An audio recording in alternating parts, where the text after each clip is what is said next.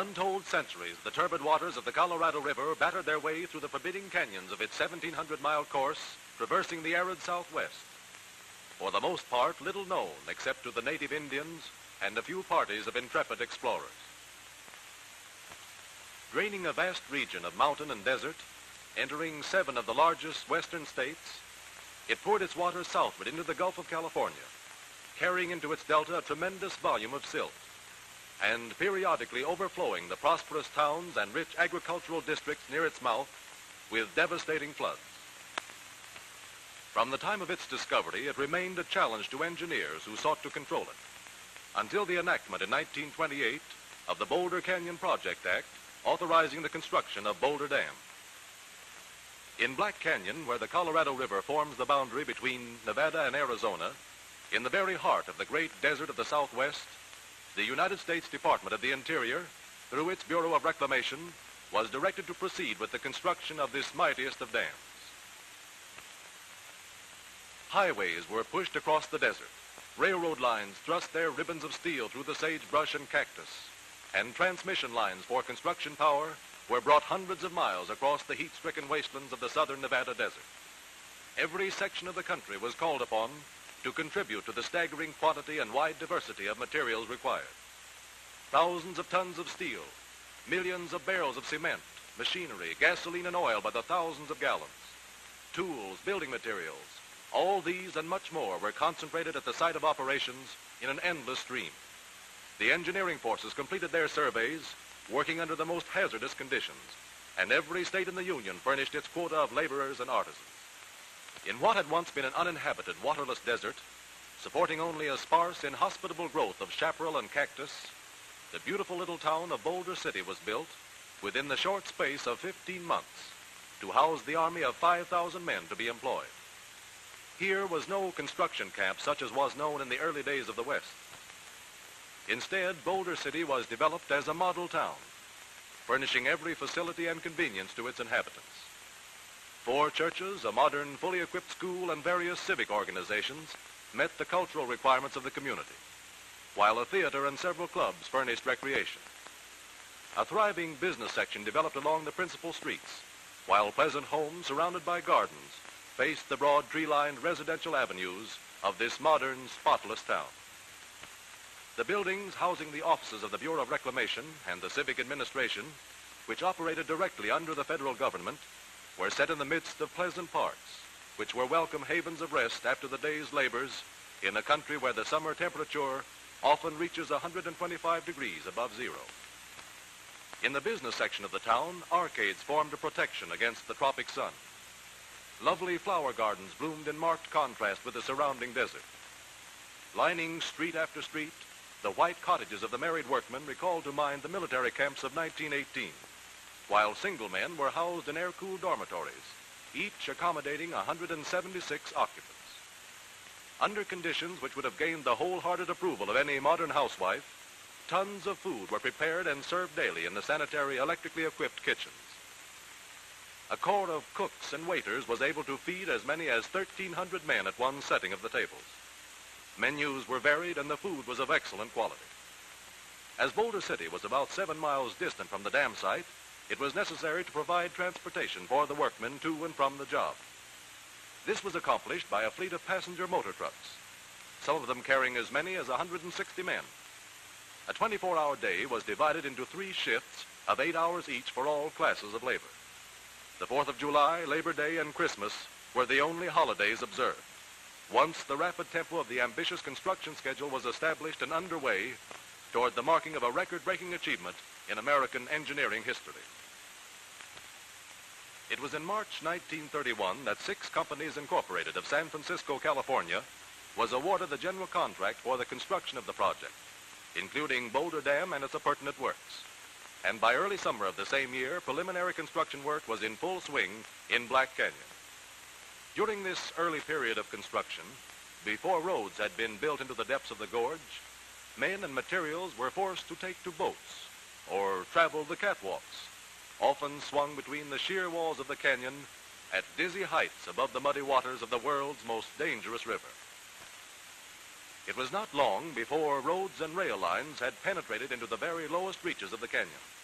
To provide these arteries of transportation, thousands of tons of virgin rock were blasted from the age-old walls of the gorge. Thus, the first thunders of man's determination to conquer the Colorado River reverberated between the sheer cliffs of the canyon, which heretofore had known only the hot silence of the desert and the roar of the river's angry floods.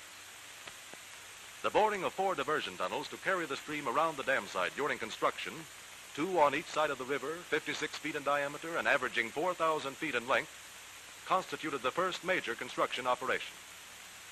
The drilling jumbos used on this job were mounted on motor trucks to facilitate handling and were capable of driving from 24 to 30 powder holes into the heading simultaneously by means of drifter drills.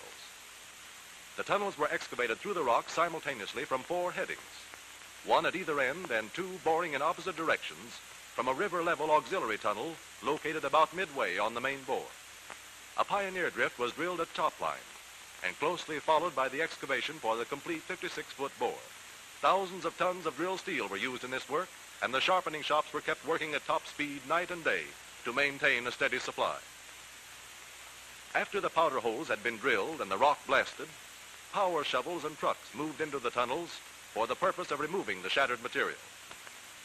An unbroken parade of heavy-duty trucks, each handling from 8 to 10 tons of rock, labored up over the steep roads cut into the canyon walls to dispose of the material in the gulches adjacent to the dam site. This phase of the task, which entailed the excavation and the handling of over 1.5 million cubic yards of material, was completed within a period of 13 months and was considered the most grueling portion of the work for both men and machinery. After the tunnels had been excavated, they were lined with concrete, 3 feet in thickness. Due to the unprecedented size of the bores, special equipment was designed to facilitate this task. The tunnels were lined in segmental sections, the invert or base being the first in which the concrete was placed. A gantry crane operating through the tunnel itself handled the concrete throughout this operation. The sidewalls were next lined behind movable steel forms, which traveled through the excavated section on rails laid from portal to portal. The top arch was placed with the use of a concrete gun operated by compressed air. To prepare the canyon walls to receive the abutments of the dam and to remove loose and dangerous rock from the face of the cliffs overhanging the site, many tons of rock were torn away and hurled into the depths of the canyon in a series of spectacular blasts, which occurred almost daily during the period from commencement of operations at the dam site to the time when actual building of the dam began about 2 years later. To reach their positions on the canyon walls, the men engaged in the work of drilling and handling explosives for these huge blasts traveled in cages or skips swung on cables at heights of hundreds of feet over the river. To the casual observer, this dizzy sky ride must have seemed thrilling indeed, but to the workmen themselves it became a matter of course and all a part of the day's job. The first step in preparing for the blast was the drilling of powder holes into the rock of the canyon wall. For this purpose, the jackhammer drill, operated by a single man, was generally used. The holes were then loaded with dynamite, and the blast set off, shattering the air with its detonation and shaking the very earth with its force. After the blast, acrobatic workmen, known in construction camp parlance as high scalers, swarmed over the fragments of rock, shattered and loosened by the uphill of the explosion. Only in this manner could the walls be successfully cleared of debris. Swinging in bosun's chairs from the canyon's rim, these daredevils were protected in their hazardous work by hard helmets, safety ropes, and other safety appliances. Preparations were made to divert the river through the tunnels. A small blast opened a breach in a temporary dike, river in check at the entrance to one of the tubes, opening the way for the free passage of the water into the 50-foot concrete-lined bore. A temporary dam of earth and rock was quickly thrown across the stream, deflecting the entire flow. Within 24 hours, the Colorado River, under control for the first time in its history, was flowing around and past the dam site through the huge diversion tubes.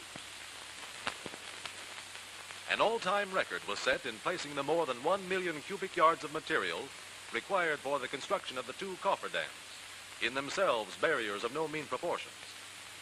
The earth fills were compacted to an elevation well above the high water mark to prevent the flow of the river from entering the scene of operations during the construction of the dam and power plant.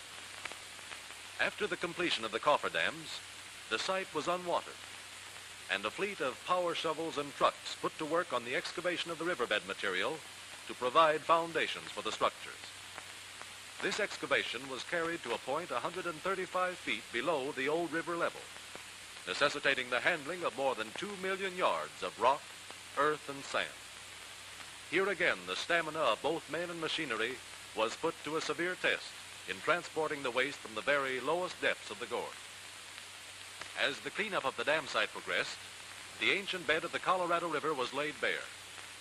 Here, geologists were able to read the story of what had happened ages ago, when the chasm now called Black Canyon had been carved out of the primal rock by the rush of water from a great inland sea, and the Colorado River was settling into its present bed. To ensure the greatest possible stability for the foundation of the dam, meticulous care was exercised in preparing the rock surfaces for the reception of the first concrete.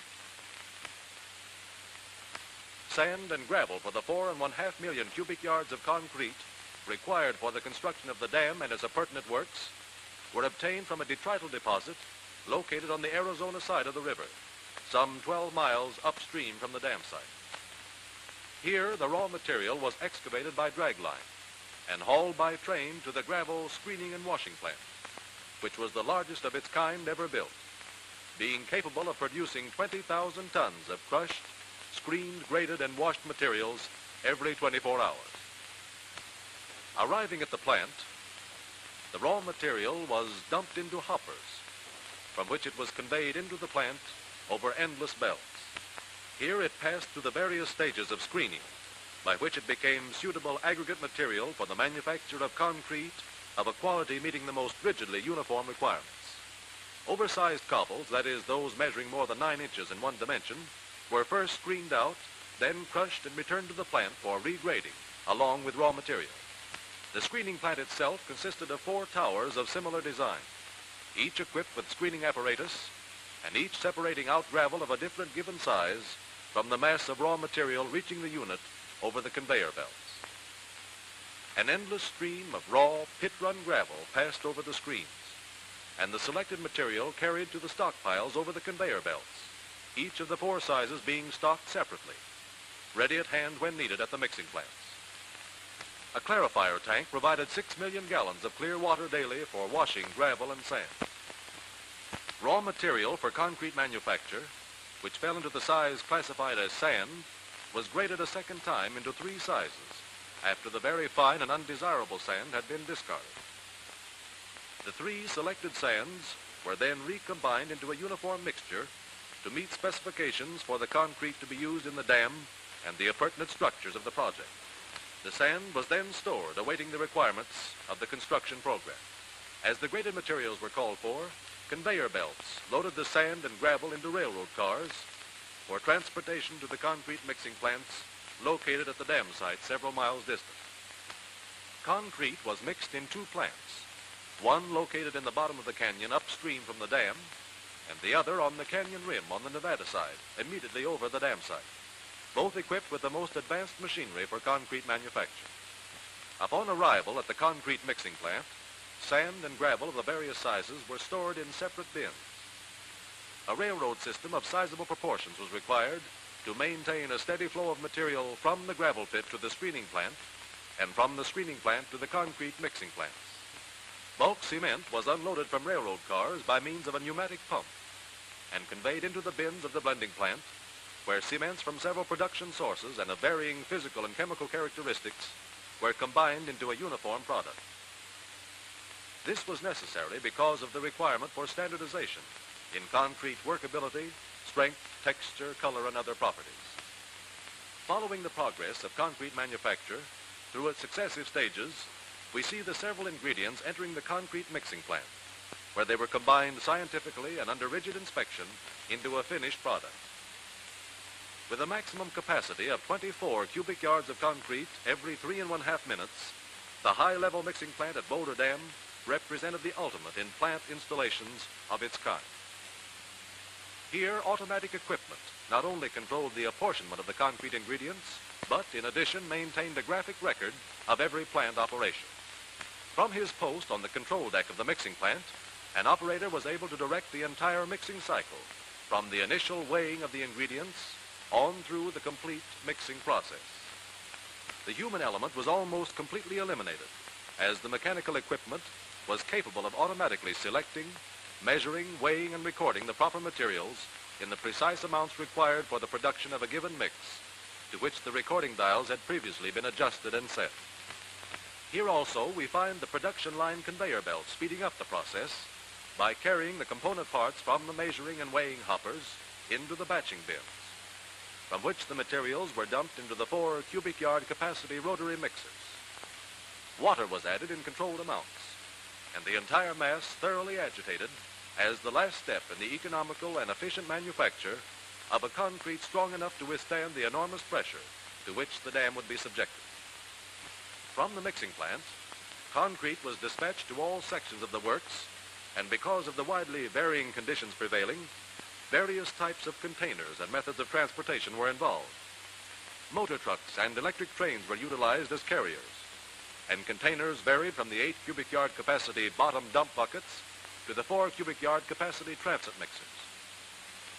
The latter were used on long hauls, where it was necessary to agitate the concrete in transportation to prevent segregation of the mix. However, the major portion of the concrete handled on the project was carried in the 8 cubic yard buckets and transported from the mixing plants by electric train.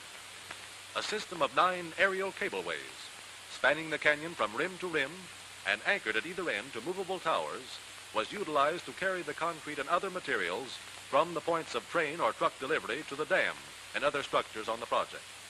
It was on June 6, 1933, that the first bucket of concrete was placed in the very lowest of the dam forms, 135 feet below the level where a few months previously had flowed the unchallenged Colorado River.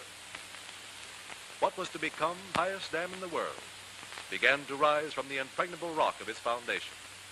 As bucket after bucket of concrete was dumped into the forms, the plan of the structure became apparent, and soon extended along its full 660 feet dimension of thickness at the base. Throughout the lower levels of the structure, concrete was placed from a trestle anchored to the Nevada wall of the canyon. The concrete was poured in keyed or interlocking columns, the design of which became more noticeable as the 5-foot layers or lifts in which the concrete was placed rose from level to level. As the work of placing progressed, the crews became expert in the handling of the equipment, and record-breaking daily pours were made, only to be surpassed by later achievements on this same structure. The transit mixers were transported on trucks, from the bed of which they could be removed and handled on the overhead cableways. These were used in the placement of concrete in the confined forms along the abutments, where the 8 cubic yard buckets could not be handled. Selecting at random one bucket from among the hundreds of thousands that traveled from the canyon rim over the cableways and down into the dam forms, we see the typical operation from the time the bucket is picked up by the cableway on the canyon rim, swung out into midair over the gorge hundreds of feet above the forms, its tremendous weight of 22 tons riding easily and gracefully over the cable, as it is lowered into the forms with an ease and certainty seemingly out of proportion to its great bulk and tonnage. As the bucket descends, suspended at the end of hundreds of feet of cable strands, it is received at the forms, the safety locks unlatched, the signal given, and 8 more cubic yards of concrete added to the dam's bulk. Concrete was compacted into the forms by mechanical vibration, the application of which ensured dense compression against adjacent surfaces. Workmen were carried from the canyon rim to the dam forms by way of the inclined skidway, or monkey slide as it was called, which operated through the Nevada abutment excavation. Boulder Dam laborers represented a fair cross-section of the American working class, and many stayed on the job during the entire period of construction. With an ambitious progress schedule to meet, and with work going forward under all conditions at all seasons of the year without cessation, rain or shine, both day and night, within a year, less 4 days, 2 million of the 3¼ million cubic yards of the dam's total volume had been placed in the forms, and Boulder Dam had risen to an impressive height, already having taken its place as one of the wonders of the West and a tourist attraction of prime importance. Meanwhile, progress had been made in the erection of the structures appurtenant to the dam itself. The construction of the power plant, a U-shaped structure at the downstream toe of the dam, had been in progress for some months, and as its substructures assumed form, it gave some hint of the beauty it was later to possess. The intake towers, 2 on each side of the canyon wall immediately upstream from the dam, were in course of construction and from a maze of reinforcing steel rapidly rising toward the uppermost rim of the canyon. These structures were later to serve as giant inlet valves for the outlet conduits and power penstock systems, and the placing of the seats for the mammoth cylinder gates was an important phase in their construction. Located at the ultimate high water storage level of the reservoir, the 2 spillways designed to act as overflow controls in the open bypass system were located one on each side of the river, upstream from the dam and within the reservoir area. Work on their construction progressed simultaneously with that of the dam itself. One of the most interesting and spectacular phases of the work was the fabrication and installation of the huge steel penstock pipes, forming the conduits for the power and pressure outlet systems. This work was performed by the Babcock and Wilcox Company of New York City, who erected a modern steel fabrication mill near the dam site to facilitate the undertaking. As the pipe units to be fabricated were of unprecedented size and weight, it was necessary to design, build, and install special machinery solely for this task. Provisions were made to manufacture pipe ranging in diameter from 8 1/2 to 30 feet, from steel plate varying in thickness from 5/8 of an inch to 2 3/4 inches. As it was impossible to ship units of this size across country by rail, steel plate was brought from eastern rolling mills, and the entire process of manufacture, including rolling and assembling, was initiated and completed at the Boulder Dam plant. First step in the fabrication process, after the plates had been laid out to dimension, was the shaping of the edges to ensure the precision and accuracy of later steps in their manufacture. This work was done on a planing machine capable of handling a strip of steel 50 feet in length. The plates were then given an initial bend on a giant press operating at a pressure of 3,000 tons. This initial bending was necessary to avoid damaging the rolls when the plates, in the next step of fabrication, were rolled into circular form. The plates entering into the manufacture of the 30-foot diameter penstock pipe were fabricated through the initial steps of manufacture in 11-foot widths. These plates were 2 3/4 inches in thickness and were rolled into circular form by being passed through 40-inch vertical rolls until the desired degree of curvature had been obtained. One such plate represented a segment equal to 1/3 of the complete circumference of a finished pipe. Having been rolled to the correct degree of curvature, the 3 curved plates were joined to form a single ring, 30 feet in diameter and 11 feet long. 2 such rings were then joined end to end to form a shop unit 22 feet long. All joints were made by electric welding, and in forming the longitudinal joints, an automatic welding machine traveling on a chassis supported in line over the joint was used. As these pipe units were of a size never before assembled, it became necessary to design and build special machinery to accomplish many phases of the work. This was especially true in the fabrication of mitered rings to be later assembled into bend sections. The general usage of electric cutting and welding was applied not only to pipe sections, but to the manufacture of other fabricated units as well. A complete shop unit weighed from 150 to 184 tons, depending upon its design, determined by its ultimate use upon installation in the power penstock system. Circumferential joints were made by rotating the rings, making up a shop unit beneath an electric welding machine, suspended above the line of the joint to be welded. Every foot of welded joint was subjected to a searching examination by X-ray and recorded on photographic film, which exposed even the slightest imperfections in the continuity of the weld. Samples of typically welded joints were subjected to severely rigid laboratory tests, calculated to produce a condition of strain far in excess of that to be borne by the joint under actual usage. the discovery of even the slightest imperfection was sufficient cause for the rejection of a complete unit. In marked contrast to the meticulous care and precision exercised throughout every phase of their manufacture was the actual size and weight of the pipe units themselves. Heavy-duty rigging of special design was required to handle the sections through the shop, and high-capacity cranes were required to move them step by step through the progressive phases of their manufacture. To equalize the terrific internal strains introduced into the plates by bending and the additional temperature strains incurred during welding, individual pipe sections were subjected to a temperature of 1400 degrees Fahrenheit in a gigantic annealing furnace. This temperature was induced not by the application of flame itself, but through the circulation of superheated gas. Shop processes were carried only as far as the production of the unit section. As these sections were to be joined to form a continuous penstock, provision was made to accurately accomplish this junction in the tunnels. To guarantee a satisfactorily tight field joint, the ends of the sections were machined on a mammoth vertical lathe, operating across the 30-foot diameter of the pipe. After a final inspection, the pipe section was ready for installation. A modern streamlined train passing through one of the huge tubes affords an interesting gauge for the comparative size of the unit. The job of transporting the pipe sections from the plant to the dam site was in itself a tremendous undertaking. And to accomplish this work, a special road trailer capable of carrying 200 tons was designed and built. Caterpillar tractors furnished the motive power, as the trailer itself was not equipped with a means of locomotion. During handling, the conformation of the pipe section was maintained by rigid internal bracing. The movement of the heavy trucks was controlled by air brakes and power steering apparatus, with which the trailer itself was equipped. Upon arrival at the canyon rim, directly over the dam site, the unit was maneuvered into position for lowering into the canyon.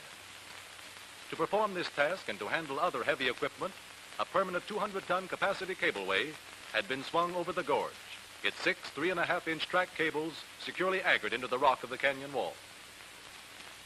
The cableway was manipulated from a control tower overhanging the canyon, from which the operator commanded a full view of all its movements.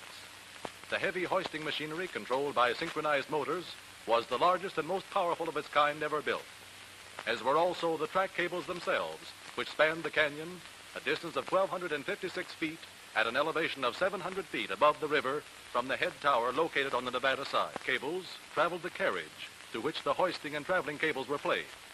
A specially designed heavy-duty rig, which became known to the workmen as the moonbeam, because of its peculiar shape and from which the pipe sections were suspended, was used in lowering the huge tubes into the low levels of the canyon while cradled in a sling of heavy steel cable. After all lashings were secure, the pipe section was lifted from the trailer to begin its slow and carefully controlled movement over the cableway, riding from the rim out into space, suspended 700 feet above its ultimate position. When the cable carriage with its tremendous weight of steel had been maneuvered into location over the intended landing far below, the hoisting cables were slowly played out and the pipe lowered under absolute control into the canyon. Here, a second specially designed car waited at the portal of the access tunnel to relieve the cableway of its burden and carry the pipe section underground to become a part of the extensive conduit system penetrating the cliffs on both sides of the canyon. With the workmen laboring in the tunnels far underground, the gargantuan task of placing the penstock pipes in position to form continuous conduits between the intake towers and the powerhouse and outlet works was accomplished. The separate units were hoisted into location with the aid of cables, and once placed in position, were joined with pressure pins to form a continuous pipe. While work on the appurtenant features of the Boulder Canyon project was in progress, an uninterrupted stream of concrete had been pouring into the forms of the dam from both mixing plants. Progress was curtailed only by the limitations of sound engineering and construction practice. Day by day, week after week, the top workings of the structure approached its full height of 730 feet, far above the crest of any other dam yet built by man, or likely to be built for years to come. Schedules established at the outset of the work were left far behind, as the concrete of the dam narrowed toward its crest and the structure widened between its abutments, approaching the very top rims of the canyon wall. In June 1935, the dam structure itself stood completed, 2.5 years in advance of the time originally designated. In September of the same year, President Franklin Delano Roosevelt, voicing high praise for both designers and builders, dedicated Boulder Dam to the progress of the nation. As final construction work was completed, the impressive beauty of the structure became apparent. The roadway, traversing its 1,300-foot crest, forms a magnificent link in a transcontinental highway. The reservoir filling behind the dam was named Lake Mead in memory of Dr. Elwood Mead, late Commissioner of Reclamation, whose life work culminated in the building of Boulder Dam. The largest artificial body of water in the world, it extends upstream 115 miles into the lower reaches of the Grand Canyon, with a shoreline of 550 miles opening upon vistas unglimpsed by man until invaded by the gradually rising waters of the reservoir. Equipped with cylindrical gates which function as giant valves, the 4 intake towers serve as inlets to the 4 steel penstocks, supplying water to the turbines and outlet valves. Perched on shelves hewn into the canyon walls, they tower 403 feet to an elevation above the crest of the dam and the rim of the canyon. With a combined capacity of 400,000 cubic feet of water per second, the 2 spillways, located one on each side of the canyon upstream from the dam, will serve as high-level controls once the water of the reservoir has risen to its maximum storage elevation. Each spillway is equipped with 4 100-foot drum gates, acting through a vertical dimension of 16 feet. Water flowing over the lowered gates into the spillway basin plunges 600 feet down through the tunnels to re-enter the river downstream from the dam. The Boulder Dam power plant is built in 2 wings, one along each side of the canyon wall at the downstream toe of the dam. The first generator was placed in operation on September 11, 1936. Equipped with 17 generating units, with capacities ranging from 40,000 to 82,500 kilovolt amperes, this, the world's largest power plant, is capable of generating 1,835,000 horsepower of electrical energy when operating at its rated capacity. The transmission lines carrying Boulder Dam power radiate in a network from the dam with the major lines serving the Los Angeles metropolitan area. From the takeoff structure located on the roof of the powerhouse, the lines are taken up over the rim of the canyon into the switchyard above, where the most highly specialized and modern developments in the power transmission field are to be found. From the switchyard, the lines travel out across the desert, bringing light to the homes and cities and power to the factories of the great Southwest. From Parker Dam, 150 miles to the south, the Colorado River Aqueduct supplies the city of Los Angeles with the domestic and industrial water supply. While from the Imperial Dam, 300 miles to the south, the All-American Canal diverts water from the Colorado River into the rich agricultural districts of the Imperial Valley.